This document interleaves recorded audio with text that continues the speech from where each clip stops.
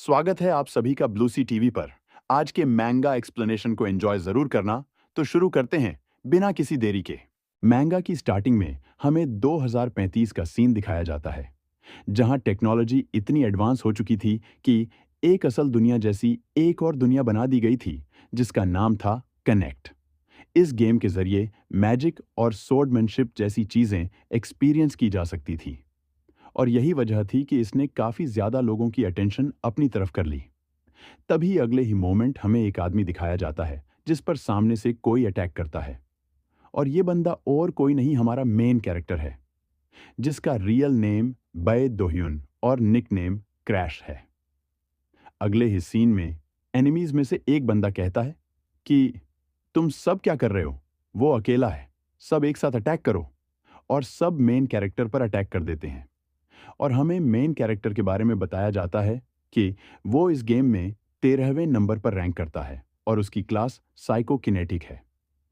तभी एमसी एक ही ब्लो में सबको खत्म कर देता है, पर बचे हुए आर्चर्स एमसी पर अटैक करते हैं, और एमसी अपने पावर का यूज करते हुए एरोज को हवा में ही रोक देता है, और उन एरोज को कंट्रोल करते हुए वापस उन्हीं पर फायर कर देता है।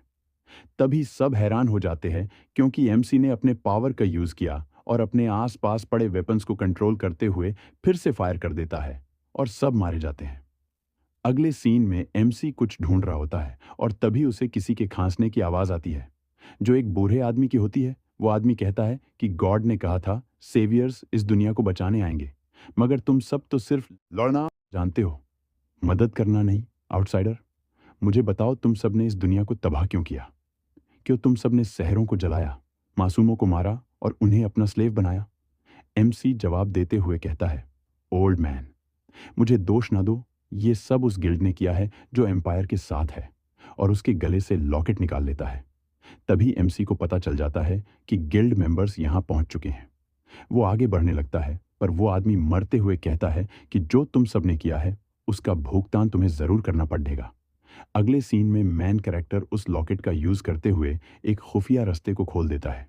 वो आगे बढ़ता है और कहता है, इंफॉर्मेशन के अकॉर्डिंग वो इतना कहता ही है, पर वो सामने देखकर हैरान हो जाता है। सामने हमें 3 माइथिकल आइटम्स दिखाए जाते हैं। वो अपने मन में कहता है कि ये तीनों कनेक्ट के फर्स्ट मिथिकल आइटम्स हैं, और हमें बताया जाता है कि 5 साल पहले मेजर गिल्ड्स ने एम्पायर के साथ हाथ मिला लिया और वर्ल्ड को डिस्ट्रॉय कर दिया। सीन फिर से प्रेजेंट में चेंज होता है, और यहाँ एमसी सोच रहा होता है, पिछले 6 महीने में मैंने जो कुछ भी किया वो सब इन आइटम्स के लिए किया। एमसी कहता है कि अब कनेक्ट का पूरा कंट्रोल मेजर गिल्ड्स के पास है, और मैं टॉप 100 सोलो प्लेयर्स में से अकेला बचा हूँ। एमसी उन आइटम्स को अपनी इन्वेंटरी में स्टोर कर लेता है और सोचता है कि मुझे उनके यहाँ पहुंचने से पहले निकलना होगा। अगर गिल्ड को पता चला कि मुझे ये आइटम्स मिल चुके हैं, तो गिल्ड को बहुत ज्यादा दर्द करेगा। जब एमसी वहां से जा ही रहा होता है कि उसे एक गेम कार्ट्रिज दिखाई देता है, और वो उसे उठा लेता है, पर तभी उसके सर में बहुत ज्यादा पेन होने लगता है। वो कहता है, कनेक्शन एरर? मगर कैसे? तभी सीन रियल वर्ल्ड में शिफ्ट होता है। एक आदमी कहता है कि हिलना बंद करो। हम देखते हैं कि एमसी का खून बह रहा है। सामने से एक आदमी कहता है, तुम इतना हिल क्यों रहे हो? शांति से क्यों नहीं मरना चाहते? एमसी मन में सोच रहा होता है कि मुझे नहीं लगा था कि ये लोग रियल वर्ल्ड में ये सब करेंगे। उनमें से एक आदमी कॉल पर बात करते हुए कहता है, हाँ प्रेसिडेंट, हमने उसे पकड़ लिया है। क्या आप उसे जिंदा चाहते हैं? ठीक है, मैं समझ गया। उसका साथी पूछता है कि प्रेसिडेंट ने क्या कहा? वो कहता है, इसे खत्म कर दो, प्रेसिडेंट बस इसका सर चाहते हैं। वो एमसी की तरफ बढ़ते हैं और कहते हैं, तुम्हें अपनी हद में रहना चाहिए था। तुम्हें क्या लगा, तुम गेम में अच्छे हो तो तुम्हें किसी से डरने की जरूरत नहीं? एमसी डर जाता है, कहता है, नहीं प्लीज। मगर वो लोग उसका चेहरा ढक देते हैं, और वे लोग एक नाइफ निकालते हैं। एमसी सोच रहा होता है, क्या ये एक गेम के लिए मुझे मार देंगे? क्या मैं इस तरह से मरने वाला हूं? और तभी उसे आवाज आती है, सर सर आप। एमसी अपनी आंखें खोलता है और जोर से चिल्लाता है। वो सोचता है कि अभी यहां क्या हुआ, मुझे लगा उन्होंने मुझे खत्म कर दिया। साइड से एक मेड कहती है, सर राहुल, क्या आप ठीक हैं? एमसी मन में सोचता है, क्या राहुल? वो देखता है कि मेड के सर पर उसे लेवल स्टेटस दिखाई दे रहा है। मेड कहती है, क्या आप बीमार हैं? क्या मैं डॉक्टर को बुलाऊं? पर एएमसी अभी भी सोच रहा होता है, ये क्या? मुझे लगता है मैं ऐसी चीजें देख रहा हूं जो शायद मैं आसानी से देख नहीं सकता। तभी एएमसी को सिस्टम विंडो शो होता है, जो बताता है कि सोल शिफ्ट कंप्लीट हो चुका है और करंट नंबर ऑफ यूजर 1 है। एएमसी कहता है, यूजर, क्या ये कोई मजाक चल रहा है? इसका मतलब ये कनेक्ट के अंदर की दुनिया है। एमसी मन में कहता है कि मैं इसे महसूस कर सकता हूं, यह उससे बहुत अलग है। जब मैं क्रैश था। फिर हमें साइनक्रोनाइजेशन के बारे में बताया जाता है, जो एक तरह से कनेक्शन का लेवल होता है।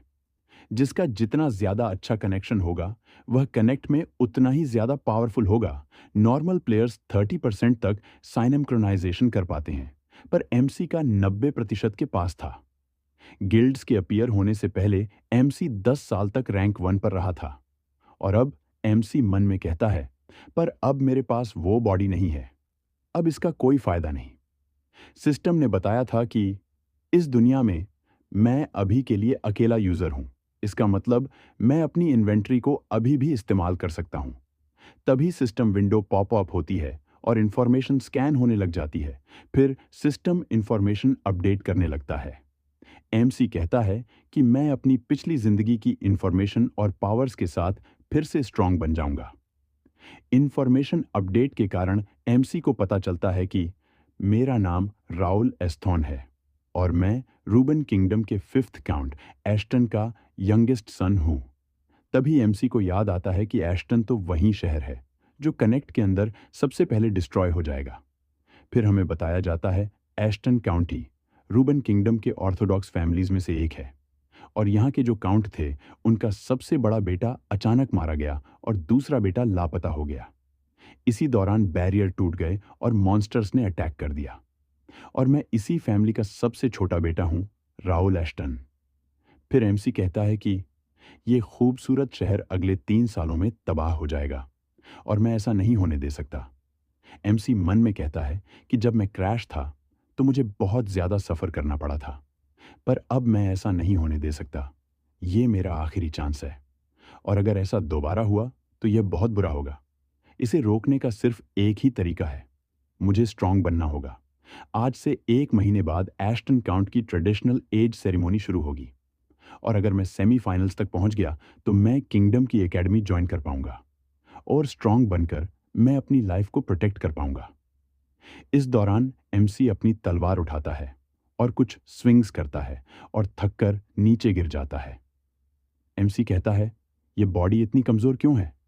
एमसी देखता है कि इस बॉडी का लेवल 5 है, जो मेड के लेवल से सिर्फ 2 लेवल ज्यादा है। लगता है मुझे टूर्नामेंट के लिए ट्रेनिंग की बहुत ज्यादा जरूरत है। सीन शिफ्ट होता है सीधा 1 महीने बाद, यानी टूर्नामेंट के दिन पर, जहां एमसी सोच रहा होता है, क्या इतने सारे लोग पार्टिसिपेट करेंगे? क्या मुझे इन सब से लड़ना होगा? और हमें पास्ट का सीन दिखाया जाता है, जहां एमसी ट्रेन कर रहा होता है और वह 10 मिनट में ही थक कर गिर जाता है। प्रेजेंट में एमसी सोच रहा होता है कि पिछले 1 महीने से मैं इस क्वालिफायर एग्जाम को पास करने के लिए ट्रेन कर रहा था और इस दौरान मेरा लेवल भी 13 हो गया और मेरा स्टेमिना भी बढ़ गया। रही बात इस टूर्नामेंट की, तो इसके लिए मेरे पास वो प्लान्स भी तो है। और वो इतना कहता ही है कि तभी उसके पीछे से कोई अटैक कर देता है, पर एमसी उसे डॉच कर लेता है। वह बंदा कहता है, ओप्स, सॉरी, मेरा हाथ फिसल गया। Precious noble, by any chance, क्या तुम यहाँ टूर्नामेंट के लिए आए हो? एमसी मन में सोच रहा होता है कि इसका नाम डियॉन है और जो 2 बंदे इसके साथ हैं, वो इसके कजन्स हैं। डियॉन कहता है, मुझे लगा तुम अपने कमरे में बैठे रो रहे होंगे। और यहाँ एमसी अभी भी सोच रहा होता है, ये बंदा मेरे वाइस काउंट अंकल ऑस्टिन्स का दूसरा बेटा है, मतलब ये मेरा कजन है। इसने मुझे स्वॉर्डमैनशिप ट्रेनिंग के दौरान बुली किया था। मेरे इंस्ट्रक्टर और मेरे फादर ने वो सब होने दिया, क्योंकि फैमिली का मोटो ही कुछ ऐसा था कि ट्रेन ऐसे करो जैसे असली लड़ाई हो रही हो। ट्रेनिंग ग्राउंड पर सभी इक्वल हैं, कोई भी आपकी इंजरीज के लिए जिम्मेदार नहीं है। एमसी कहता है कि ये बंदा तो सिर्फ एक स्कमबैग है, जो अपने से कमजोरों को बुली करता है। सामने से डियॉन कहता है, तुम्हें यहां से निकल जाना चाहिए, क्योंकि इस बार मैं तुम्हारी एक हड्डी नहीं, तुम्हारे शरीर की हर एक हड्डी तोड़ूंगा। डियॉन का कजन कहता है, इसे जाने दो, वरना ये फिर से रोने लगेगा। और वे लोग भी वहां से जाने लगते हैं। एमसी मन में सोच रहा होता है कि डियोन के इस टूर्नामेंट को जीतने के चांस बहुत ज्यादा है। वे लोग एमसी पर हंस रहे होते हैं। एमसी कहता है, हंस लो जब तक तुम हंस सकते हो, क्योंकि फाइनल्स में मैं तुम्हें कुचल दूंगा। तभी सीन शिफ्ट होता है काउंट के मेंशन पर, जहां एक सर्वेंट किसी से कहता है, सर, ये आज के टूर्नामेंट की रिपोर्ट्स हैं। सामने से वो कहता है, लाओ रिपोर्ट मुझे दो, क्या इसमें कुछ देखने लायक है? वह बंदा रिपोर्ट पकड़ता है और सर्वेंट से पूछता है, राहुल इस वक्त कहाँ है? सर्वेंट जवाब देता है, सर, राहुल खाना खाकर अपने कमरे में आराम कर रहे हैं। लगता है उन्होंने अपनी पूरी स्ट्रेंथ आज टूर्नामेंट क्वालिफायर एग्जाम पास करने में लगा दी। वह बंदा सर्वेंट से कहता है, तुम अब यहां से जा सकते हो। यह बंदा और कोई नहीं, काउंट मेल्विन एस्टन है, यानी एमसी के फादर। सर्वेंट के जाते ही काउंट जोर जोर से हंसने लगते हैं और कहते हैं, क्या यह मेरा ही बेटा है? उसने कर दिखाया। हमें रिपोर्ट दिखाई जाती है जहां एमसी ने क्वालिफायर एग्जाम पास कर लिया था। काउंट कहते हैं, मैंने उसे ट्रेनिंग करने के लिए कभी फोर्स नहीं किया, क्योंकि वह अपने बाकी भाइयों से बहुत कमजोर था। पर उसने टूर्नामेंट से 1 महीने पहले ट्रेन करना शुरू किया। पहले दिन तो वह 10 मिनट में ही थक गया था, पर उसने हार नहीं मानी। मुझे पता है, उसकी वीक बॉडी के कारण उसे स्वॉर्डमैनशिप ट्रेनिंग में बुली किया जाता था। पर मुझे लगा, अगर मैंने उसकी मदद की तो वो शर्मिंदा हो जाएगा। मुझे उस पल का इंतजार था जब वो अपने लिए खड़ा होगा, पर उसने तो मेरी एक्सपेक्टेशंस को सरपास कर दिया। काउंट कहते हैं कि जब फाइनल्स खत्म हो जाएंगे तो मैं उससे मिलने जरूर जाऊंगा। सीन शिफ्ट होता है फाइनल्स के दिन पर, जहां ऑडियंस में से एक बंदा कहता है, तुम क्या कर रहे हो? दूसरा कहता है, इसे थोड़ा मजेदार बनाओ, मैच को लंबा खींचना बंद करो और इसे खत्म करो। हमें एक सोर्ड्समैन दिखाया जाता है जो मन में कहता है, ये कमजोर अभी तक थक कर गिरा क्यों नहीं? इस बंदे के सामने और कोई नहीं हमारा एमएससी होता है।